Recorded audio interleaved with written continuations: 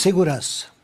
Aqui em São Paulo, como é que o senhor vê o quadro? Estamos avançando? O que tem sido feito contra as organizações criminosas aí que agem nacionalmente ou internacionalmente também? Acho que nós temos avançado. Existe um esforço grande do governo e observe, a gente no primeiro ano de mandato procurou fazer uma recuperação dos vencimentos dos profissionais de segurança pública.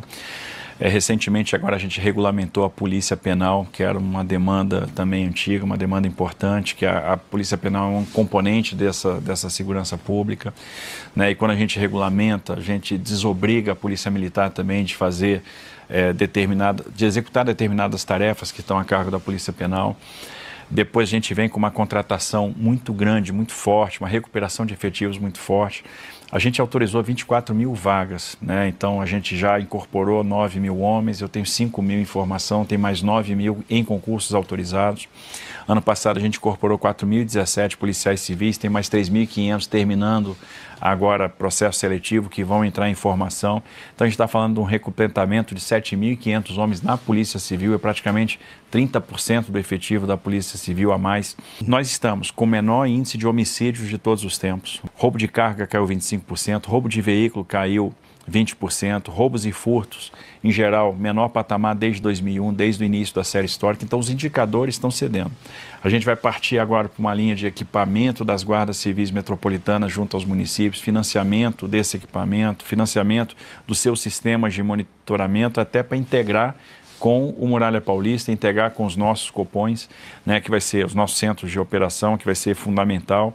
Então, investindo muito em tecnologia de reconhecimento facial, identificação de placa, cruzamento de dados, para que a gente possa dispor melhor o efetivo, entender melhor como é que onde o crime está atuando, porque muitas vezes a relação é mais ou menos essa. Você vai ter 90% dos crimes concentrados em 10% do território. Então, aonde eu tenho que dispor? E qual o problema da criminalidade naquela região? Às vezes o problema da criminalidade é a falta de iluminação pública. Então, vamos atuar na iluminação pública. Que políticas públicas que são transversais, são complementares, eu tenho que executar para combater a criminalidade naquele ponto específico, né? O tráfico internacional de drogas, e é o grande câncer do Brasil, o grande problema do Brasil, gera muito dinheiro. E eles começam a lavar o dinheiro em transações com aparência lícita. E é aqui que a gente tem que entrar, porque isso também vai destruindo setores que jogam a regra do jogo. Então a gente tem que entrar nesses setores onde o crime organizado está tomando, seja a operação do resíduo sólido, das organizações sociais de saúde, as revendas de carro importado, os postos de combustível, as usinas de etanol. O crime foi se estabelecendo aqui e quando você não o combate, ele vai tomando mais espaço. Ele vai querendo fornecer os serviços de segurança, ele vai achacar as empresas, ele vai dominar territórios e é isso que a gente não pode deixar acontecer. Então, quando você começa a cortar esses canais, você vai enfraquecendo o crime, você vai desidratando essas cenas abertas, você vai tornando áreas mais seguras. Centro de São Paulo tem 22 meses seguidos de queda de indicador, uma redução da ordem de 60%. Foram 3 unidades de polícia para lá, então eu tenho a segunda do 7º, eu tenho uma companhia de força tática, eu tenho uma companhia de ROCAM, 400 homens a mais, muitas câmeras, muito monitoramento, então a criminalidade vai cedendo. E tem muito a fazer porque nada disso funciona quando você tem o cidadão perdendo o celular. É uma pessoa que está no táxi e tem o celular roubado, ou o que é pior, o latrocínio, né? Uma pessoa que vai assaltar para roubar um celular, acaba disparando uma arma de fogo e matando uma pessoa, como aconteceu com o Vitor Medrado, que é uma coisa que choca todo mundo. E isso traz uma grande sensação de insegurança. E muitas vezes você vai pesquisar, aquele criminoso é um reincidente, é um cara que fugiu numa saidinha, o atirador da dentista em Osasco, sim, fugiu numa saidinha. O cara que conduzia a moto no assassinato do Vitor Medrado, ele respondia já por tráfico e por roubo. Então, por que esses caras estão na rua? A nossa legislação não está sendo capaz de segurar o reincidente, não está sendo capaz de coibir a habitualidade. E isso aborrece o cidadão, e a polícia fica enxugando gelo. O senhor acha que a imprensa convencional noticia isso corretamente? Não. Não, né? Eu acho que o debate é muito contaminado por ideologia, isso não ajuda. A gente lamenta os números de homicídios. A gente tem que entender que 80% dos homicídios estão relacionados à disputa de pontos de venda. pontos de droga. Então, o tráfico de drogas é uma grande chaga, o entorpecente é uma grande chaga. Então, isso não pode ser normalizado. Eu diria que hoje o risco fiscal é um risco importante, mas talvez o risco maior seja o risco do crime organizado. Isso tem que ser combatido. Isso está arruinando famílias, arruinando jovens. Então, a gente tem que combater isso com energia. Punir vigorosamente, ampliar o custo do crime, manter preso, né, membros de facção criminosa. Esses caras não podem ter acesso a determinados benefícios de progressão de pena. Então, o cara é membro de facção criminosa. O cara praticou ato contra agente da segurança pública.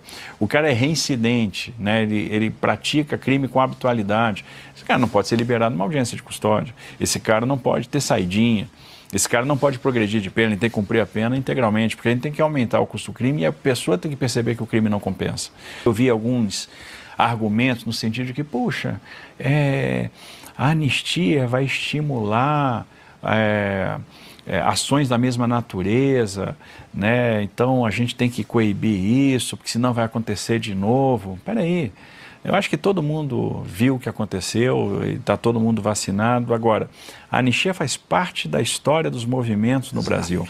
Nós tivemos a anistia na Guerra dos Emboabas, nós tivemos a anistia na Guerra dos Mascates, nós tivemos a anistia na rebelião de Vila Rica, nós tivemos a anistia na insurreição pernambucana, nós tivemos a anistia nas revoltas do período regencial, nós tivemos a anistia no Segundo Império. Prudente de Moraes deu anistia para os revoltosos, né, para aqueles que se amotinaram nos primeiros anos da República. Então, quem teve na Revolução da Armada, na Revolta da Chibata, teve anistia depois. Nós tivemos a anistia para aqueles que estavam na intentona comunista. Nós tivemos a anistia para os revolucionários da Revolução Constitucionalista de 32.